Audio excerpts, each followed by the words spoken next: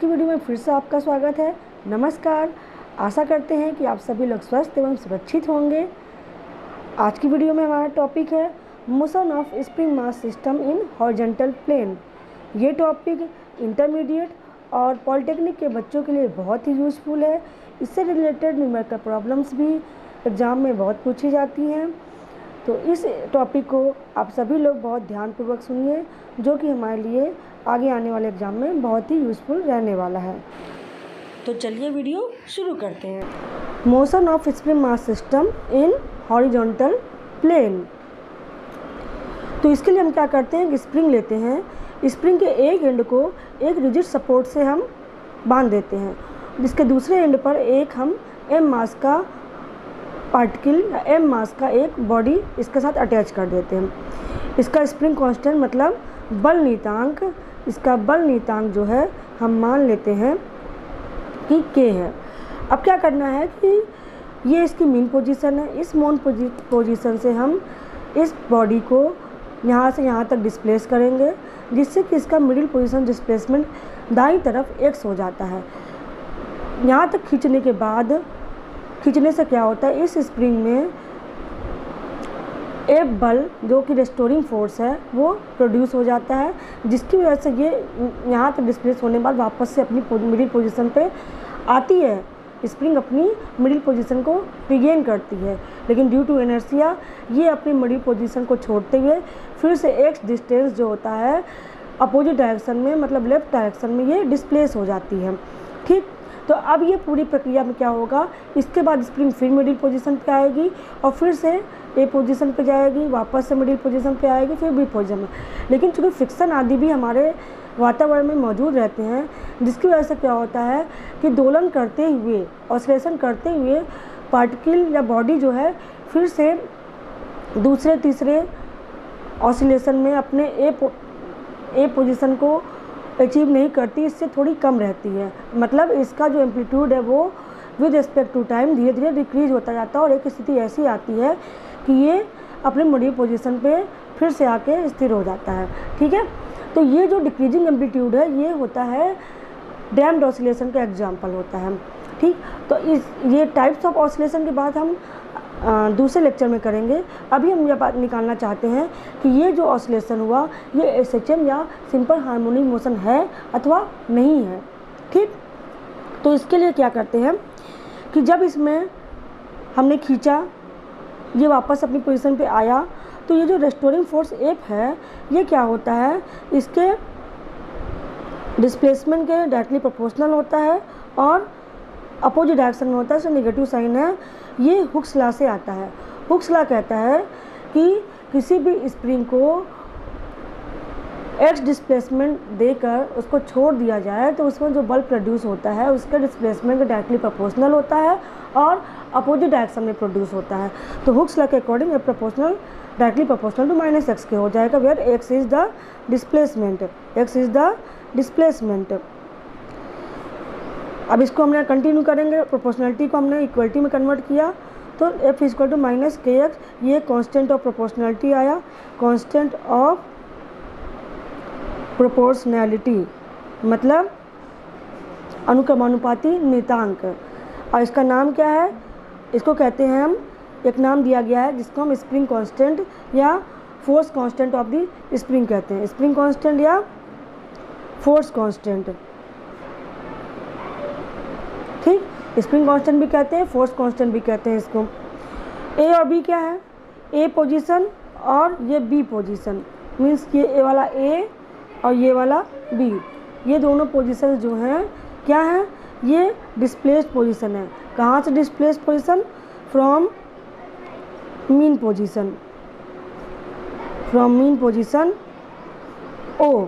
Okay, वो कहाँ पे है, ये है मीन पोजीशन। ओके, तो अब हमें क्या निकालना है, टाइम पीरियड निकालना है। टाइम पीरियड निकालने के लिए हमारे पास क्या होना चाहिए, एक्सेलरेशन का इक्वेशन होना चाहिए। तो टाइम पीरियड इक्वल टू क्या होता है, 2 अंडर रूट विस्थापन बटा त्वरण। तो विस्थापन और त्वरण के फॉर्म में चाहिए। अब Newton second law of motion क्या कहता है, Newton second law of motion कहता है, ये कहता है कि एफ इक्वल टू होता है एम ए। ठीक, ये इक्वेशन नंबर 1, ये इक्वेशन नंबर 2। तो फ्रॉम इक्वेशन 1 एंड 2 क्या हो जाएगा, इक्वेशन 1 और 2 से हम लिख सकते हैं M A equal to minus K X. Minus sign को हम छोड़ देते हैं क्योंकि माइनस साइन जस्ट फोर्स का डायरेक्शन बताता है। हमें क्या चाहिए, अभी यहाँ पर लेकर चलते हैं, आगे स्किप करेंगे। M A equal to minus K X, तो यहाँ से क्या आ गया, हमें क्या चाहिए, विस्थापन बता थोड़ा चाहिए, तो एक्स अपॉन ए का मान चाहिए। तो ए को इधर ले जाएंगे तो आ गया X upon A is equal to आया माइनस एम बाई के, मतलब विस्थापन बटा त्वरण इज इक्वल टू आ गया माइनस एम बाई के। साथ में आप यहाँ पे देख भी रहे होंगे कि A is directly proportional to minus X के आ गया, जो कि एसएचएम की नेसेसरी कंडीशन है।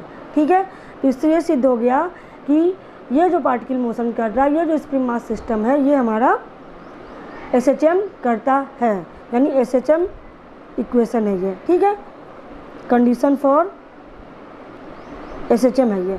ए प्रोपोर्शनल माइनस एक्स हो गया और एसएचएम के लिए विस्थापन बटा त्वरण का मान ये आ गया। अब चूंकि टाइम पीरियड इक्वल टू होता है, we know that time period T is equal to 2 pi under root displacement upon time,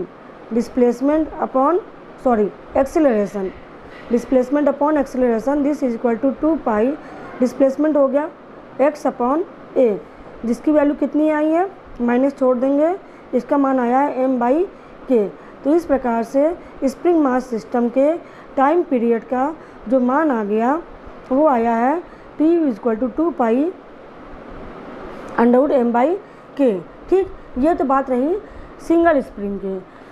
अब अगर स्प्रिंग मास सिस्टम में सिंगल के बजाय हम 2 स्प्रिंग सीरीज में लगा दी जाए तब क्या होगा, 2 springs in series, 2 springs in series.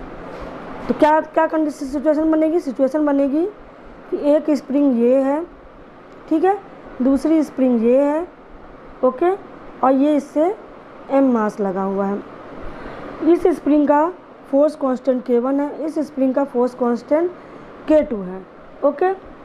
अब क्या करना होगा हमें, अगर पहले वाले केस की तरह ही इसको भी हम डिस्प्लेस करके छोड़ेंगे तो क्या सिचुएशन बनेगी, सिचुएशन बनेगी कि ये खींचेगा थोड़ा, ठीक है, ये भी खींचेगा थोड़ा, और खींचते खींचते हो सकता है ये यहाँ पे आ गई, ये भी एम मास का पार्टिकल, ये रही मीन पोजीशन, ये डिस्प्लेस पोजीशन, और मान लिया कि ये जो भी डिस्प्लेसमेंट था, टोटल डिस्प्लेसमेंट है एक्स। लेकिन अगर हम इसकी बात करें तो ये जो हमारा मेन स्प्रिंग था, इसकी पोजीशन ये है, लेकिन अब इसकी पोजीशन यहाँ पे है, ठीक है। तो दोनों में हम देख सकते हैं, इस स्प्रिंग को यहाँ तक मानते हैं, तो ये स्प्रिंग यहाँ तक थी, ये स्प्रिंग यहाँ तक आ गई, यानी इसमें डिस्प्लेसमेंट हुआ x1। ये स्प्रिंग जो थी यहाँ तक थी, अब ये स्प्रिंग आ गई यहाँ से यहाँ तक, ठीक। तो इसका डिस्प्लेसमेंट यहाँ से यहाँ तक हुआ x2। अब आप सोचेंगे कि इसमें x1 इसमें x2 क्यों हुआ, क्योंकि दोनों स्प्रिंग का बल नियतांक K1 और K2 अलग अलग है। K1 is not equal to K2 है, तो स्प्रिंग का पदार्थ अलग अलग होगा, तो स्प्रिंग की इलास्टिसिटी अलग अलग होगी। तो कोई स्प्रिंग ज़्यादा खींच सकती है सेम बल के रेस्पेक्ट में, और कोई स्प्रिंग कम खींच सकती है सेम बल के रेस्पेक्ट में, ठीक है। इसलिए इनका डिस्प्लेसमेंट में भी इसमें x1 प्रोड्यूस हुआ, में भी इसमें x2 प्रोड्यूस हुआ, ठीक है।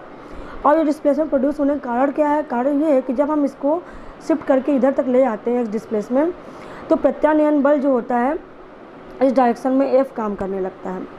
अब प्रत्यानयन बल जो काम करेगा, चूँकि हमने स्प्रिंग खींचा है, इस स्प्रिंग पर और इस स्प्रिंग पर दोनों पर सेम फोर्स एक्ट करेगा, ठीक, दोनों पर सेम प्रत्यानयन बल एक्ट करेगा। इसलिए इस पर भी एफ बल लगेगा, इस पर भी एफ बल लगेगा। दोनों का स्प्रिंग कांस्टेंट K1 K2 अलग अलग है, इसलिए जाहिर सी बात है कि अगर एफ सेम है दोनों के लिए और K1 K2 अलग अलग है तो x1 x2 को अलग अलग होना पड़ेगा। क्यों, क्योंकि मुझे पता है, क्योंकि आपको पता है कि from the Hooke's law states F proportional minus x, ठीक है। इस वजह से एफ प्रोपोर्शनल माइनस एक्स के हो गया। तो माइनस एक्स क्या है, ये total displacement produce in the spring mass system of when two springs are attached in series combination. ठीक, जब सीरीज में लगा दिया तो ये प्रोपोर्शनल माइनस एक्स के हो गया। एक्स क्या है? Total displacement produced, total displacement produced in the spring. ठीक, x1 क्या है? डिस्प्लेसमेंट इन स्प्रिंग, इसको 1 दे दिया, इसको 2 नाम दे दिया, स्प्रिंग 1। x2 क्या है? Displacement in spring 2। Okay, 1 number में x1 डिस्प्लेसमेंट है, 2 नंबर में x2 डिस्प्लेसमेंट है। ओके, अब हम क्या निकालेंगे? Restoring force in first spring, restoring force in first spring. तो F इक्वल टू हो जाएगा minus K1 X1, restoring force in the second spring minus K2 X2। ये फर्स्ट स्प्रिंग के लिए हो गया, ये हो गया सेकेंड स्प्रिंग के लिए।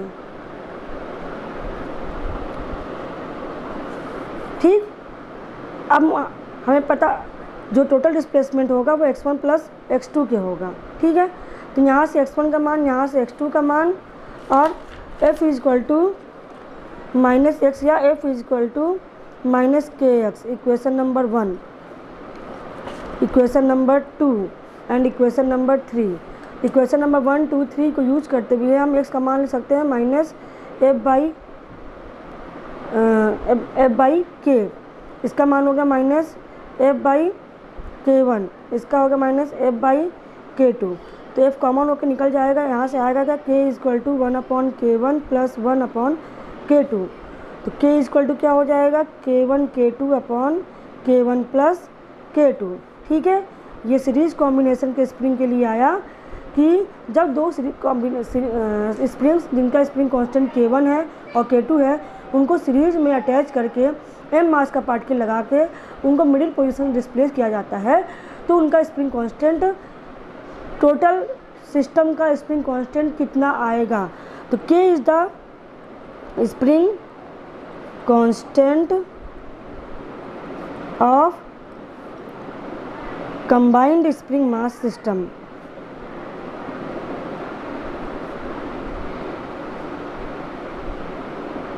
ओके, अब इस वैल्यू को हमारे पास टाइम पीरियड का इक्वेशन आया T इक्वल 2π√m/K।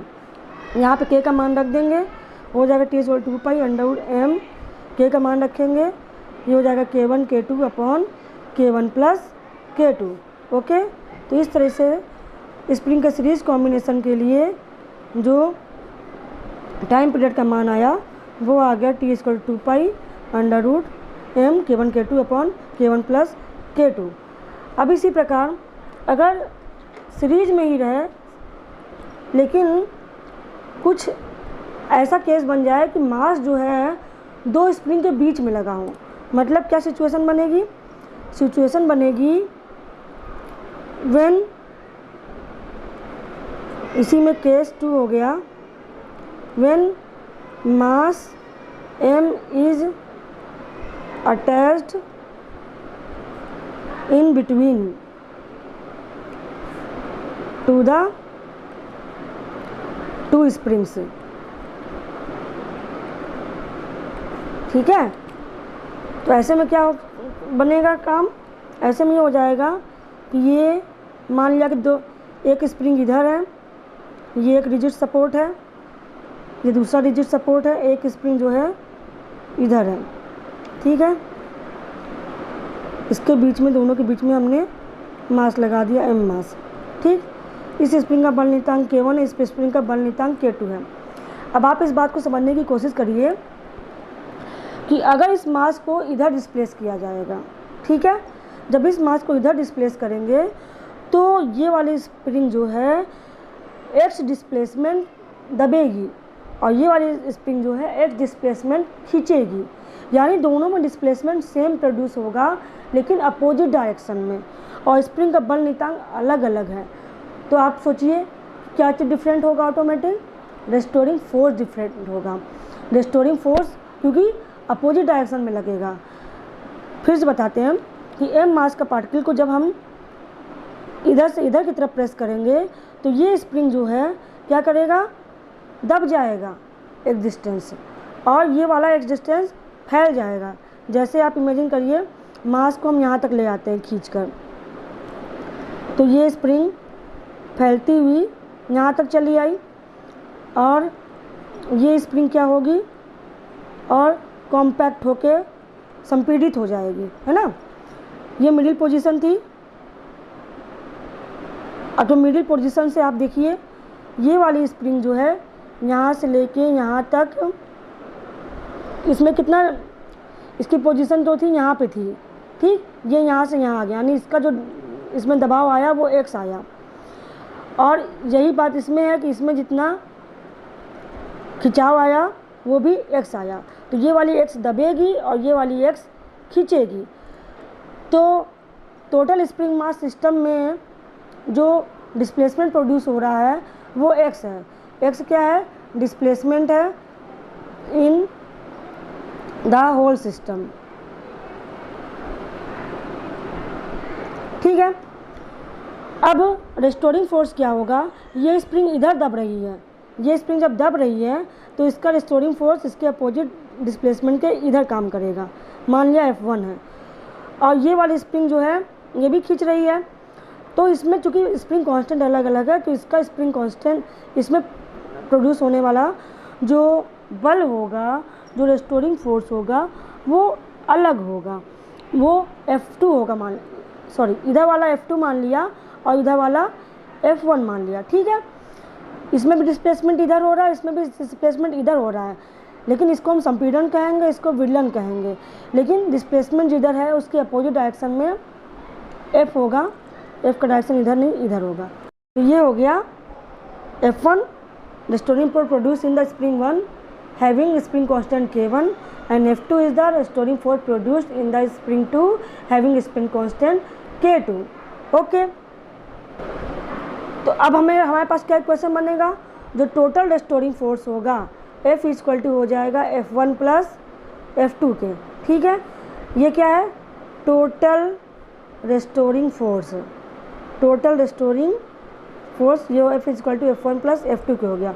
अब इक्वेशन नंबर 1, 2 से हम 1, 2, 3 से हम क्या करेंगे, वैल्यूज़ पुटअप करेंगे। तो F का मान आया था माइनस KX, F1 का मान माइनस K1X और F2 का मान minus K2X। X throughout cancel हो जाएगा, K इक्वल टू आया माइनस K1 माइनस K2 या K equal to K1 plus K2, K equal to K1 plus K2 total spring mass system का spring constant है।